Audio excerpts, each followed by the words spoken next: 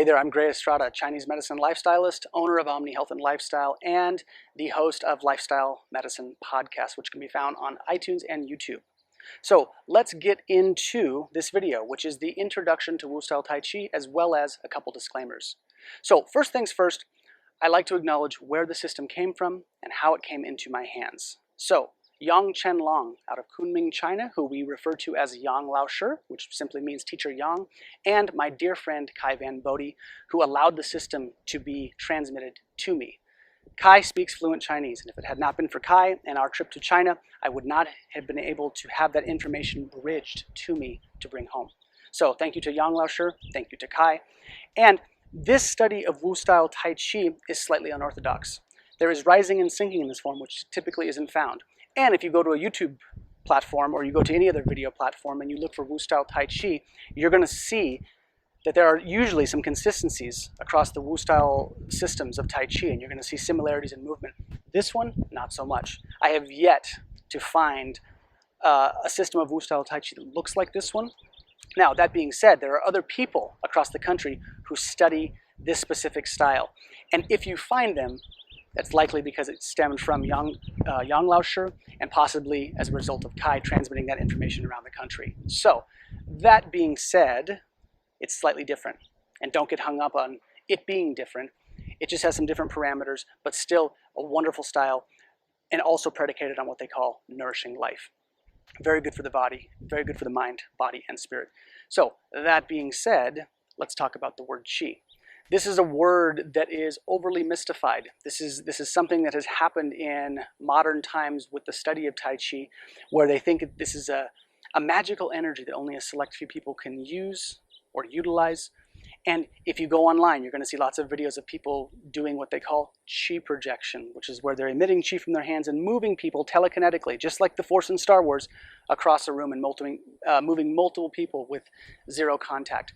So, some people believe that to be a real thing. I don't. I have been in the presence of that type of interaction, and every time I don't move.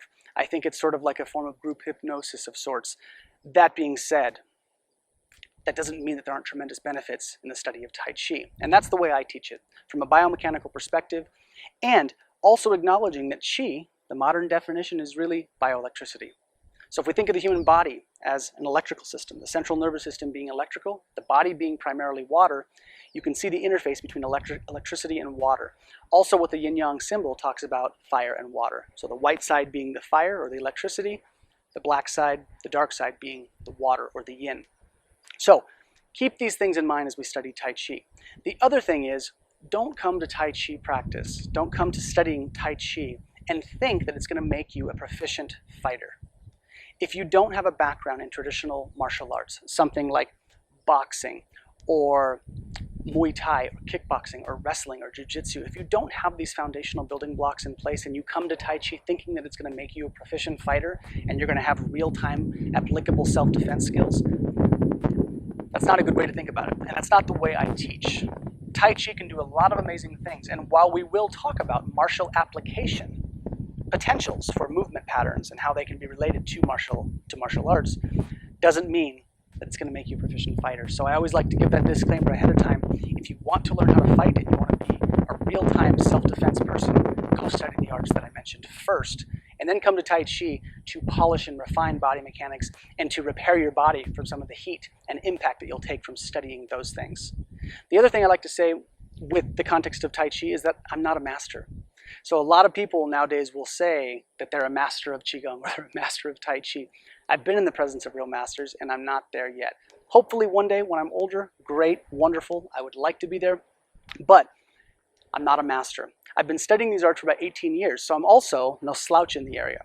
I have a deep passion for the arts. I've been teaching actively for the last 5 years here in Sacramento, California, but the thing I like to reiterate to people is that I'm not a master. But that doesn't mean I don't have something of value to teach you. Now, when we study an art, this is the tricky part about martial arts and studying something like this. There are other people who study this specific style, and you may find videos of them online. And please don't compare mine to theirs and saying, well, they did it this way, they must be right, or I must be right. Please steer clear of that line of thinking. The variations you may see in this specific style, if you happen to find someone else who studies it, those variations are dependent to the person. So while the core building blocks are going to be the same, over the years, understanding my body and finding what works and what doesn't, sometimes the gestures slightly shift. There might be little things that are slightly different from my expression to the person who studies the same style differently. So that being said, try not to think of it in absolutes. Try to think of the study of these arts as relative to the frame and person who is training them. So I'm built a specific way, so the movements are going to look different in my body compared to the person next to me. The last piece is always consult your primary healthcare practitioner before embarking upon any kind of new form of exercise. Tai Chi is statistically and collectively known as being very safe and very low impact, very good for the body. But it's always good to do your due diligence and check in with your primary healthcare practitioner prior to starting anything like this. So, hope this finds you well. Let's go ahead and go to the next video.